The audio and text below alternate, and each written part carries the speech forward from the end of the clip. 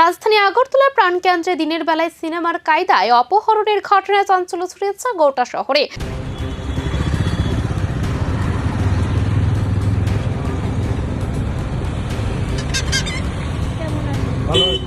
আদালত চত্বর থেকে এক ব্যক্তিকে তুলে নিয়ে গিয়ে মারধরের অভিযোগ উঠেছে বিশালগড়ের কুখ্যাত ব্যাটারি বিশু ও তার বাহিনীর বিরুদ্ধে।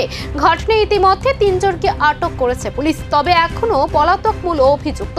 জানা গেছে সোনামুড়া শান্তিপল্লীর বাসিন্দা ধানু দাস ব্যক্তিগত কাজে আগরতলা কোর্টে এসেছিলেন। প্রত্যক্ষদর্শীদের দাবি, গাড়িতে তোলার সময় ধানুকে বেধড়ক মারধর করা হয়। পরে শহরের অন্যত্র রক্তাক্ত অবস্থায় ধানুকে রাস্তায় ফেলে পালিয়ে যায় দুষ্কৃতীরা।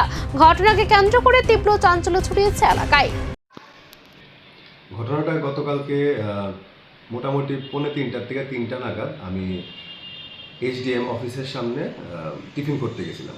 তো তখন তো টিফিন করতে গেছি, হঠাৎ করে দেখি বাইরে রাস্তাতে একটা হইচই। তো পরে গেলাম, গিয়ে সেটা দেখি যে দুইটা লোক একটা লোকের সঙ্গে কথা কইয়া হঠাৎ করে তাদের মারা শুরু করলো।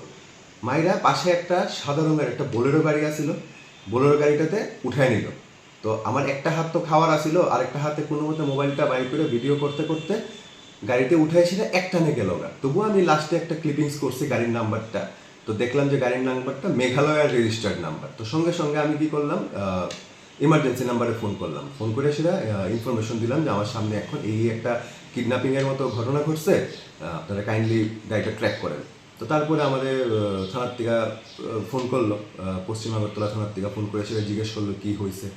তো বললো যে আপনি একটু আইতে পারবেন। তারপরে আমি গেলাম স্পটে। তো থানার যা অফিসিয়াল আসলে তারা সেটা স্পটটা।